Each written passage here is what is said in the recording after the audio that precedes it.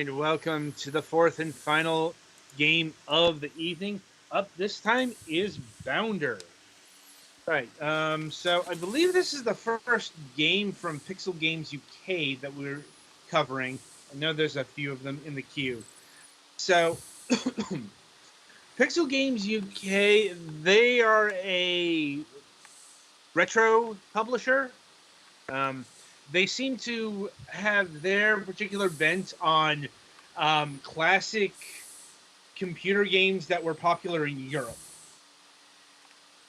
And that is where Bounder comes into play here. No pun intended. Because Bounder was, from what I've been able to gather, something of a sensation over across the pond back in ye olden times, as in like 1985 to 1987. Um, Bounder is certainly an interesting game from the time period. Um, as you can see on screen, it's a forward-scrolling platform game. And I'm willing to bet this was concocted to showcase the scrolling abilities of the likes of the ZX Spectrum and the CPC Amstrad, which are the versions that are bundled in this particular package, which is a bit unusual because seemingly the most popular version of Bounder was the C64 version, which is not present. I could not tell you why. And it is important to note this kind of thing because, well, once again, going back to,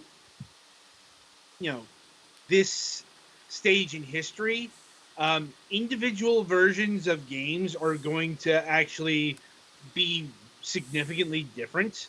I mean, you can see that between the ZX Spectrum and the CPC versions. Petty here is playing the CPC version, which, on the one hand, is a lot more colorful than the ZX Spectrum game, but has in that it has color. yes. Well, it has more color. The ZX Spectrum version has color, technically, but yeah, that one is a lot more gray and simple. But you'll note that the ZX Spectrum version is a lot more big in terms of its pixels and shit. Like this is a smaller viewing area than the ZX Spectrum version. Yeah. Anyway, as mentioned, yeah, this is definitely a unique product from 1985, and honestly, I think it holds up pretty well. Especially technically, because um, I'm surprised at the smoothness of the scrolling. I suppose that showcases how well computer, at least certain European or popular in Europe, uh, or the UK in the case of the ZX Spectrum. I don't think that computer was popular anywhere else, as opposed to like the C64, which definitely had a market in continental Europe, but wasn't actually European. Anyway, point is, vertical scrolling seemed to be a thing that these computers could do well. At least, if you had the proper programming tricks. That because if I'm remembering correctly, I think this is coded in assembler, which is pretty heavy machine code. Point is, computer games from the mid 1980s weren't known for their scrolling.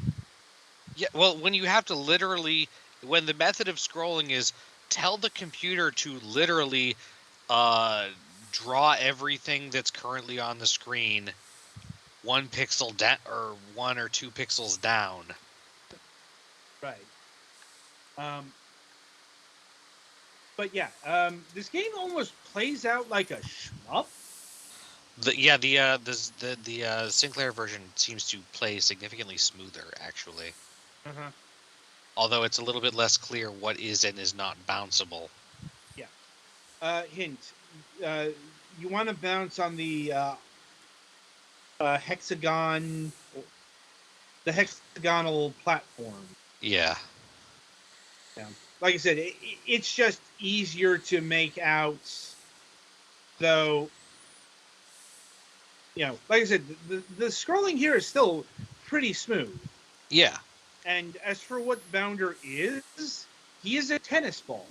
He is an anthropomorphic tennis ball. Which, this is also from the age where, anything could be a video game avatar. And like I said, the game I mean, that holds up. period was actually pretty long. You got your friggin' Glover and shit too. So Yeah. Well, it should be noted that apparently, this game came out like the brainstorming came right after a game of tennis, which is how we got a tennis ball as a protagonist. Yeah. Because they wanted something that would bounce along platforms. And why not a tennis ball of sentience? Once again, you could get away with it in 1985 pretty easily. Far easier than certain other types of characters, but that's neither here nor there. And yeah, having played the game, I think this game holds up pretty well in terms of its overall gameplay. Um, I suppose the Amstrad version plays a bit tighter,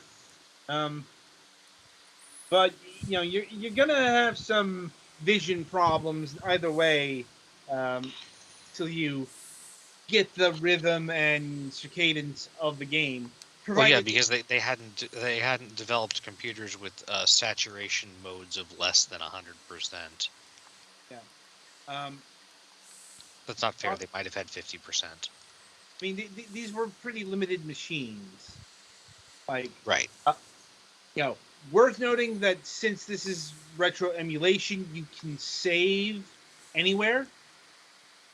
Um, and it's probably worth doing that because, once again, this is a game from fucking 1985. It's hard. It's hard as, if you will, balls. Boo. It's appropriate. I didn't say it wasn't, but boo. Yeah. And yeah, Petty is currently undergoing the bonus stage here, where what you got to do is you've got to hit all the bonus question mark blocks um, within 40 jumps. And the thing is, the jumps don't automatically replenish from level to level. You've got to hit the special blocks. You've got, well, the ones that Petty are hitting here.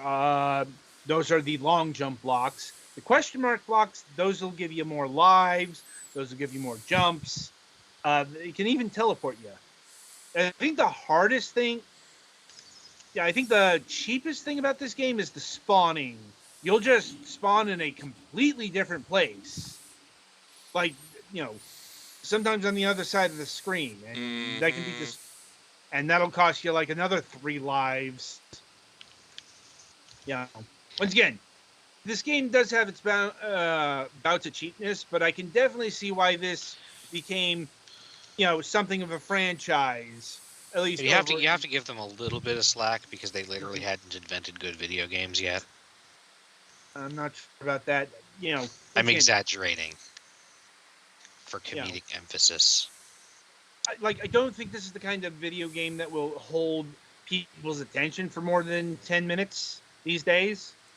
Because for a platformer, it is pretty simple. Mm-hmm. Still shockingly playable. But you can definitely see the cheap edges of 1985 playing out as well. Gotta make that £7 or whatever last. And yes, this game wasn't that expensive back in the day either, comparatively speaking, because it was recorded on video cassette. Video And or cassette audio games, cassette? like audio cassettes You kind of said deal. video before. It it's a a cassette. It was recorded on magnetic tape in a plastic box that let it be spooled. There we go. Yes, like the one you would put in a radio back in the day or whatever. Not the VHS or Betamax Oh or man, whatever. Betamax. For like the But 3 people in our audience who know what that is. I'm gonna assume they were in the AV club. Or That's watched Cowboy Bebop. That was a deep cut all its own. But yeah, uh, and it's worth noting here that everything is hand drawn. Um, all the enemy placement is hand drawn. You know, Right, because it would literally have been harder to program it automated. yes. That's it. I'm just a then and now moment because I guarantee you, if this were a new game, this would be procedurally generated. I'm pretty sure the Sinclair would combust if you tried to have it procedurally generate something like this. Probably. Like, I'm not too keen on the Amstrad CPC either in surviving that, or the Commodore 64 for that matter. I'm Yeah, like like, the Commodore 128 maybe, but the 64 no. yeah. Once again, um, versions of this game saw release on the Amstrad CPC, the Amstrad PCW, ZX Spectrum, MSX, Commodore 64, and the Commodore 16/+4.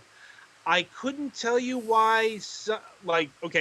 I can imagine why, like the Commodore 16 and the Amstrad PCW versions didn't show up, but I just find the fact that the Commodore 64 version is missing kind of head scratching. Maybe that's a licensing thing there or whatever. But once again, just a cursory glance on like YouTube shows that the 64 version seemed to be the version to go to.